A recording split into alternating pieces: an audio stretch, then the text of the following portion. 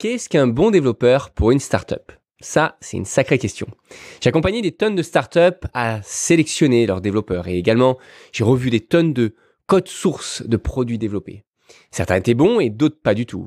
Et c'est pour ça que dans l'épisode d'aujourd'hui, nous allons parler des développeurs, les juniors ou les seniors, et plus particulièrement du niveau de qualité nécessaire pour un projet de startup.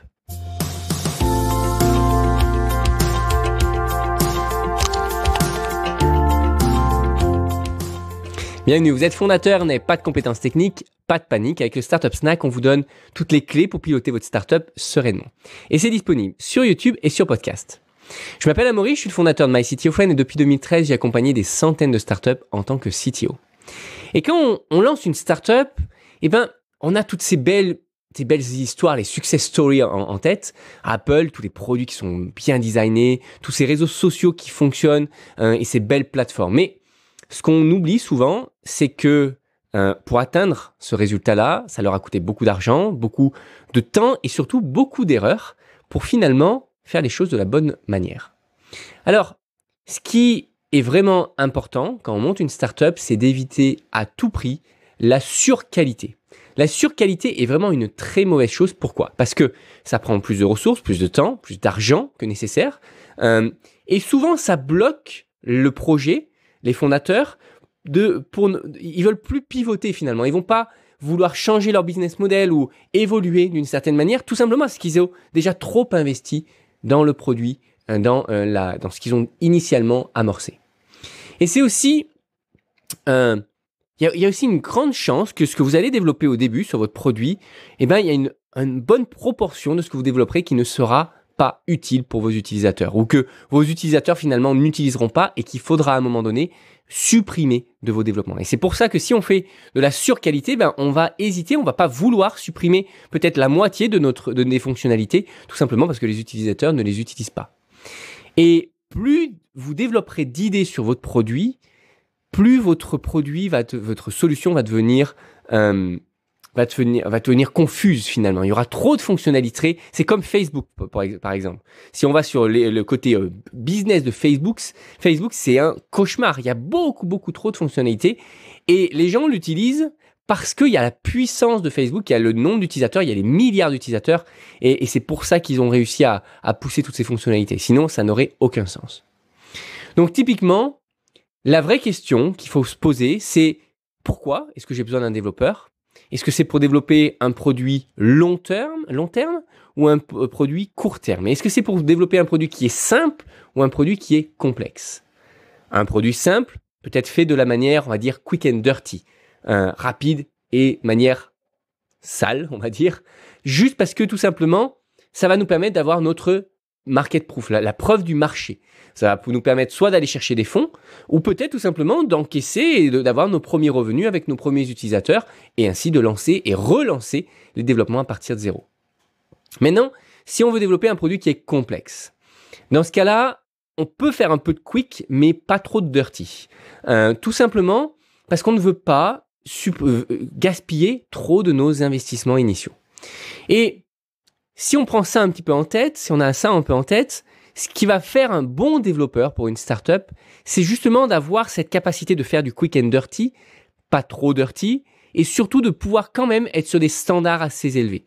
Typiquement, il va falloir que le développeur ait la conscience des choix qu'il va faire, des choix de sacrifice de qualité qu'il va pouvoir faire, de son niveau aussi, de ses faiblesses en termes de codeur, et de pouvoir faire ses choix de manière vraiment volontaire et réfléchie. Et de maîtriser les conséquences que l'on va avoir en prenant ces choix-là dès le début en disant je prends des raccourcis, ça va permettre d'aller plus vite et je sais que plus tard il va falloir revenir dessus et il va falloir corriger tout ça. Alors j'aime bien dessiner le niveau et le positionnement d'un projet de startup suivant deux axes. Un premier axe qui partirait du bas vers le haut, qui va être finalement le niveau technique du développeur, les compétences qu'il va avoir. Et de la gauche vers la droite, la qualité du produit que l'on va chercher à atteindre. Typiquement, si votre projet est très simple, dans ce cas-là, c'est parfait. On peut aller sur le quick and dirty. On peut prendre un développeur peut-être à l'autre bout du monde, pas cher du tout, et on va lui demander de faire un truc quick and dirty. Très bien. C'est aussi là où on peut retrouver le no-code, parce que le no-code va permettre d'avoir un truc qui est peut-être joli au niveau design, qui va pouvoir rester en long terme si jamais il est très simple, mais qui à un moment donné sera limité en termes de fonctionnalité. Maintenant, si on ne veut pas redémarrer nos développements après 6 mois, dans ce cas-là, on va faire l'approche quick mais pas trop dirty. Et dans ce cas-là, on va demander à nos développeurs d'utiliser des technologies qui sont très connues et d'utiliser les bonnes pratiques pour ne pas avoir à refaire les fondations et garder votre produit au début qui sera relativement simple. Souvent, pour cette première version, la version 1, on utilisera des langages connus, des frameworks connus et on ne va pas chercher à avoir la meilleure des performances. La performance n'est absolument pas l'objectif. L'objectif, c'est d'avoir quelque chose de fonctionnel avant tout. Et de le faire de la manière la plus rapide possible, à minima sur le côté code. Et pourquoi je dis sur le côté code? Parce que c'est pas uniquement la qualité du code qui va faire la qualité de votre produit. Il y a aussi le côté base de données. Typiquement, il va être important pour votre développeur de prendre le temps nécessaire pour bien structurer votre base de données. Je vais vous donner un exemple. Si vous voulez développer une plateforme pour louer ou pour vendre des vélos, eh bien, la pire chose que pourrait faire votre développeur, c'est de créer une table vélo dans votre base de données. Pourquoi? Parce que peut-être que demain, vous allez vouloir louer ou vendre des skateboards ou des kayaks. Et dans ce cas-là, vous allez peut-être avoir le mauvais réflexe, votre développeur avoir le mauvais réflexe de créer une table skateboard, kayak. Et puis après, vous allez vous retrouver avec 100 types de produits, 100 types de tables et c'est un cauchemar. Donc, quand vous allez structurer une base de données, quand votre développeur va structurer une base de données, soyez sûr qu'il va créer un modèle qui soit très générique, qui soit standard, qui soit compatible avec de futures évolutions de votre business. Typiquement, une table qu'on va appeler produit. Et ensuite, on typera les produits qu'on aura à l'intérieur. Et c'est ça que j'appelle le quick, mais pas trop dirty, parce que si jamais on fait des choses qui sont trop dirty, eh ben, sur le long terme, ça sera un vrai cauchemar et votre base de données ne pourra pas être conservée. Il faudra de toute façon recommencer tout absolument de zéro et vous aurez perdu beaucoup d'énergie à faire les choses de la mauvaise manière. Votre base de données, c'est vraiment le cœur de votre application.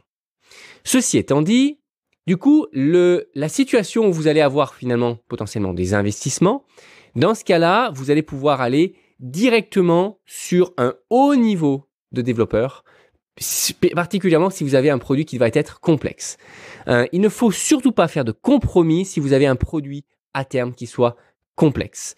Tout simplement parce que le pire scénario, c'est d'être complètement en bas à gauche, d'être sur un produit où on va chercher à tendre d'avoir un produit complexe avec un haut niveau de qualité, mais avec finalement des développeurs qui vont être avec un bas niveau de compétences. Donc, en l'occurrence, ils pourront tendre à créer quelque chose de robuste, mais qui sera immaintenable et extrêmement complexe à développer. Typiquement, c'est le pire scénario. Un vrai cauchemar. J'en ai vu des produits et des startups comme ça, où les gens ont investi des dizaines de milliers d'euros, parfois des centaines de milliers d'euros. Et du coup, ils ne veulent pas jeter ce produit-là et ils ne veulent pas le redévelopper de zéro parce que ça leur a coûté trop. Et malheureusement, à chaque fois qu'on va demander aux développeurs de toucher quelque chose, de changer une fonctionnalité, et ben ça va générer des tonnes de bugs qu'il va falloir passer un temps inconsidérable à débugger, à refactoriser, à restructurer le code pour finalement jamais avoir quelque chose de bonne qualité. C'est le pire cauchemar des développeurs. Donc si vous voulez avoir un produit long terme et qui est complexe, surtout ne négligez pas le niveau technique des développeurs, sinon vous allez avoir des soucis importants si vous ne vous êtes pas prêt à redévelopper tout de zéro. Conclusion, ce qui est important avant de lancer les développements d'un produit, d'une startup, c'est finalement le niveau de complexité initial de cette version 1. Et aussi de décider la complexité de la version long terme.